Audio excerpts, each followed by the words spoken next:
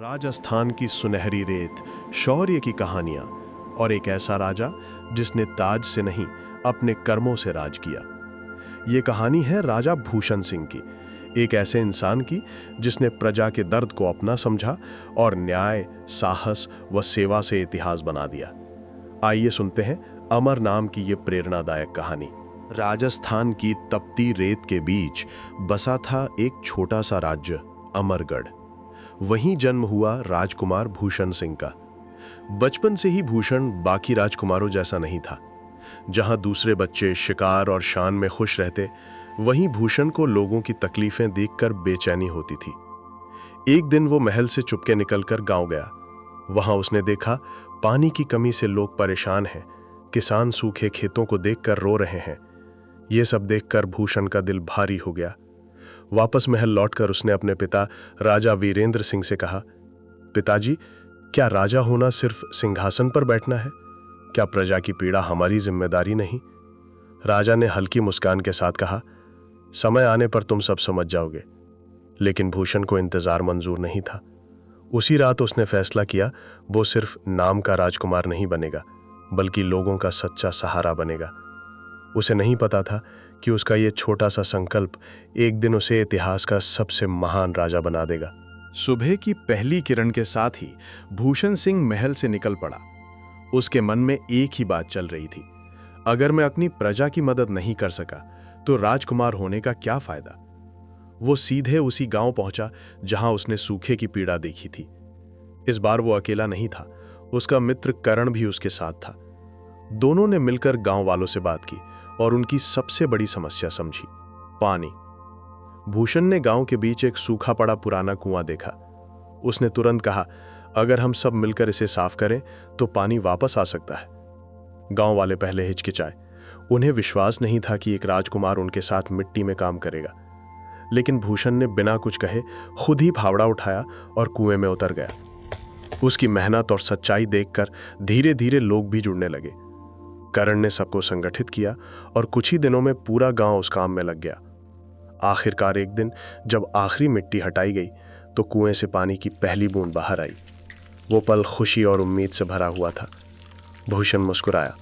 उसे समझ आ गया था कि असली जीत लोगों के दिल जीतना है। कुएं में पानी आने के बाद अमरगढ़ के उस छोटे से गांव में जैसे नई जिंदगी लौट आई थी। लोग खुश थे, खेतों में हरियाली दिखने लगी थी। भूषण सिंह का नाम अब सिर्फ महल तक सीमित नहीं रहा, वो लोगों के दिलों में बसने लगा था। लेकिन हर खुशी के पीछे एक छुपा हुआ खतरा भी था। पड़ोसी राज्य का राजा विक्रमदेव अमरगढ़ की बढ़ती खुशहाली से जलने लगा था। उसके जासूसों ने उसे खबर दी कि एक युवा राजकुमार जनता का दिल जीत रहा है। विक्रमदेव ने गुस्से में कहा, अगर ये लड़का राजा बन गया तो हमारा राज्य कमजोर पड़ जाएगा, इसे अभी रोकना होगा। उधर भूषण को इस खतरे की भनक तक नहीं थी। वो अपने काम में लगा था, लोगों की मदद करना, उनकी समस्याएं समझना। एक शाम करण ने चिंतित होकर कहा, भूषण, मुझे कुछ अजीब लग रहा है। गांव के आसपास अनजान लोग घूम रहे हैं। भूषण ने शांत स्वर में जवाब दिया, डरने की जरूरत नहीं, लेकिन सतर्क रहना जरूरी है। उसे एहसास हो गया था कि अब उसकी राह आसान नहीं रहने वाली।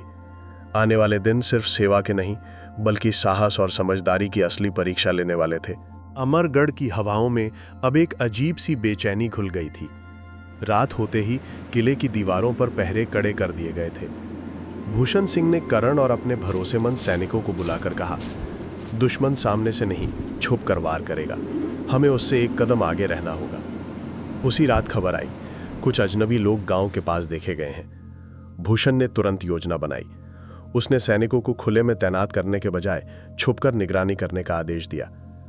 आधी रात के समय जब सब कुछ शांत था, तभी अचानक किले के पीछे हलचल हुई। कुछ जासूस चुपके से अंदर घुसने की कोशिश कर रहे थे, लेकिन इस बार भूषण तैयार था। अब उसके इशारे पर चारों तरफ से सैनिक निकल आए और जासूसों को घेर लिया। पूछताछ में पता चला उन्हें राजा विक्रमदेव ने भेजा था, ताकि अमरगढ़ की ताकत और कमजोरी का पता लगाया जा सके। करण ने गुस्से में कहा, हमें अभी हमला कर देना चाहिए। लेकिन भूषण शांत रहा, नहीं, अभी नहीं, सही समय आने दो। उसकी आंखों में अब सिर्फ दया नहीं, एक सच्चे योद्धा की दृढ़ता भी नजर आ रही थी। अब खेल शुरू हो चुका था और अगली चाल भूषण की होने वाली थी। जासूसों के पकड़े जाने के बाद अमरगढ़ में हलचल तेज हो गई। अब यह साफ था कि राजा विक्रमदेव सिर्फ नजर नहीं रख रहा, बल्कि जल्द ही हमला भी कर सकता है। दरबार में बैठक बुलाई गई। सभी मंत्री और सेनापति इकट्ठा हुए। एक सेनापति बोला, महाराज, हमें पहले हमला कर देना चाहिए, दुश्मन को मौका नहीं देना चाहिए। कुछ लोग सहमत थे, लेकिन भूषण सिंह चुपचाप सबकी बातें सुन रहा था। फिर वो खड़ा हुआ और बोला, युद्ध आखिरी रास्ता होना चाहिए, पहला नहीं। उसने आगे कहा, अगर हम बिना सोचे समझे हमला करेंगे तो हमारी प्रजा भी खतरे में आ जाएगी। हमें ऐसी रणनीति बनानी होगी जिसमें कम से कम नुकसान हो।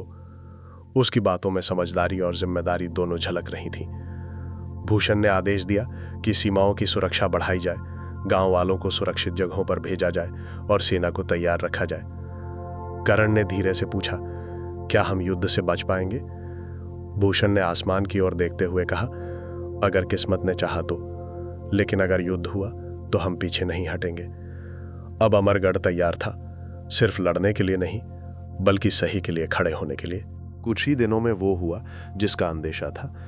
सुबह का सूरज अभी पूरी तरह निकला भी नहीं था कि किले की दीवारों पर खड़े पहरेदारों ने दूर धूल का बड़ा गुबार उठते देखा। दुश्मन आ रहा है, एक सैनिक चिल्लाया। पूरा अमरगढ़ सतर्क हो गया। नगाड़े बज उठे, सैनिक अपनी अपनी जगह पर तैनात हो गए। भूषण सिंह किले की ऊंची दीवार पर खड़ा सब देख रहा था। उसकी आंखों में डर नहीं, बल्कि एक अजीब सा आत्मविश्वास था। कर्ण उसके पास आया। समय आ गया है। भूषण ने सिर हिलाया। हाँ, लेकिन याद रखना, हम सिर्फ अपनी रक्षा के लिए लड़ रहे हैं। दुश्मन सेना धीरे धीरे पास आ रही थी। उनके झंडे हवा में लहरा रहे थे और उनकी संख्या भी ज्यादा थी। ये देखकर कुछ सैनिकों के मन में डर बैठ गया। तभी भूषण ने जोर से कहा, हमारी ताकत हमारी संख्या नहीं, हमारा साहस है। ये हमारी धरती है और हम इसे किसी को नहीं देंगे। उसकी आवाज सुनकर सैनिकों में जोश भर गया। जैसे ही दुश्मन किले के पास पहुंचा, भूषण ने अपना हाथ उठाया और एक ही इशारे में युद्ध की शुरुआत हो गई। अब फैसला तलवारों और हिम्मत से होने वाला था। युद्ध शुरू होते ही चारों तरफ तलवारों की टकराहट और घोड़ों की आवाज गूंज उठी। अमरगढ़ की सेना पूरी ताकत से लड़ रही थी। भूषण सिंह खुद सबसे आगे था, अपने सैनिकों का हौसला बढ़ाते हुए। कर्ण ने दुश्मन के एक बड़े दल को रोक लिया, लेकिन लड़ाई आसान नहीं थी। दुश्मन की सेना संख्या में ज्यादा थी और लगातार आगे बढ़ रही थी। भूषण ने तुरंत अपनी रणनीति बदली। उसने सैनिकों को किले के अंदर खींचने का आदेश दिया और संकरे रास्तों में दुश्मन को फंसाने की योजना बनाई। जैसे ही दुश्मन अंदर घुसा, चारों तरफ से हमला हुआ। दुश्मन घबरा गया, उनकी पंक्तियां टूटने लगी। आखिरकार कई घंटों की भयंकर लड़ाई के बाद दुश्मन पीछे हटने लगा। अमरगढ़ ने जीत हासिल कर ली थी, लेकिन ये जीत आसान नहीं थी। जमीन पर कई घायल सैनिक पड़े थे, कुछ अपने, कुछ दुश्मन के। चारों तरफ दर्द और सन्नाटा था। भूषण ने तलवार नीचे रख दी और धीरे से कहा, यह जीत नहीं, एक सीख है। उसने घायल दुश्मन सैनिकों का भी इलाज कराने का आदेश दिया। कर्ण ने हैरानी से पूछा, दुश्मनों की भी मदद? भूषण ने शांत होकर कहा, युद्ध खत्म हो गया है, अब हम सिर्फ इंसान हैं। उस दिन भूषण सिर्फ विजेता नहीं, बल्कि एक सच्चा राजा बन गया। युद्ध खत्म हो चुका था, लेकिन अमरगढ़ की मुश्किलें अभी खत्म नहीं हुई थीं। चारों तरफ टूटे घर, घायल लोग और थके हुए सैनिक। राज्य को अब फिर से खड़ा करना सबसे बड़ी चुनौती थी। भूषण सिंह ने दरबार में सबको बुलाया और कहा, युद्ध जीतना आसान था, अब अपने लोगों का भरोसा और जिंदगी वापस देना असली परीक्षा है। उसने सबसे पहले घायलों के इलाज का इंतजाम किया। महल के दरवाजे आम लोगों के लिए खोल दिए गए। हर घायल सैनिक, चाहे अपना हो या दुश्मन, सबका इलाज एक जैसा किया जा रहा था। कर्ण ने काम संभालते हुए पूछा, इतनी बड़ी जिम्मेदारी, तुम थकते नहीं? भूषण हल्का सा मुस्कुराया, जब अपने लोगों की उम्मीदें तुमसे जुड़ी हों तो थकान महसूस नहीं होती। इसके बाद उसने गांवों को फिर से बसाने का काम शुरू कराया। टूटे हुए घर बनाए गए, खेतों को फिर से तैयार किया गया। धीरे धीरे अमरगढ़ फिर से संभलने लगा। लेकिन एक दिन एक बुजुर्ग दरबार में आया और बोला, महाराज, आपने हमें सब कुछ दिया, लेकिन अब हमें न्याय चाहिए। भूषण ने गंभीर होकर पूछा, किस बात का न्याय? बुजुर्ग की बात सुनकर पूरा दरबार शांत हो गया। अब भूषण के सामने सबसे कठिन फैसला आने वाला था, जो उसकी असली पहचान तय करेगा। दरबार में गहरा सन्नाटा छाया हुआ था। बुजुर्ग किसान कांपती आवाज में बोला, महाराज, युद्ध के दौरान आपके ही एक मंत्री ने हमारे गांव का अनाज अपने घर में छुपा लिया। हमारे बच्चे भूखे रहे और वो अपने भंडार भरता रहा।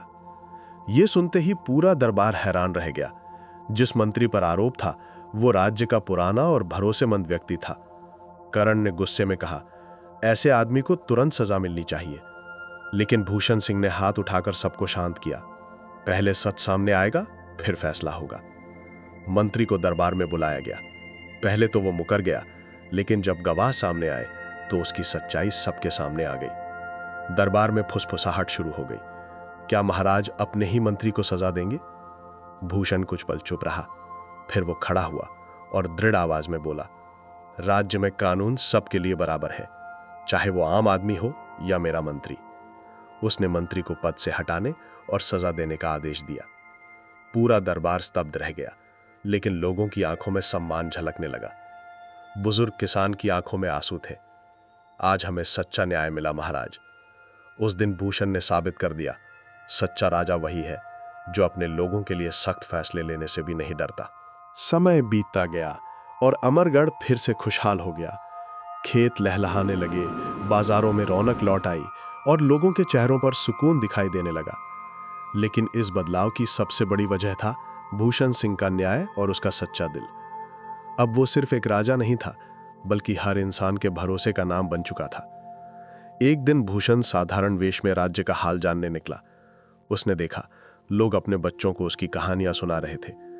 एक बूढ़ा व्यक्ति अपने पोते से कह रहा था, बेटा, राजा वही होता है जो अपने लिए नहीं दूसरों के लिए जीता है, जैसे हमारे भूषण सिंह। ये सुनकर भूषण के चेहरे पर हल्की मुस्कान आ गई। उसने महसूस किया कि असली सम्मान ताज या सिंहासन में नहीं, बल्कि लोगों के दिलों में होता है। कुछ समय बाद जब उसकी उम्र बढ़ने लगी तो उसने राज्य की जिम्मेदारी एक योग्य उत्तराधिकारी को सौंप दी। लेकिन उसका नाम कभी नहीं मिटा। आज भी राजस्थान की हवाओं में उसकी कहानी गूंजती है, एक ऐसे राजा की जिसने सत्ता से नहीं, सेवा, साहस और न्याय से इतिहास रचा। इसीलिए लोग उसे आज भी कहते हैं, राजा भूषण सिंह, अमर नाम।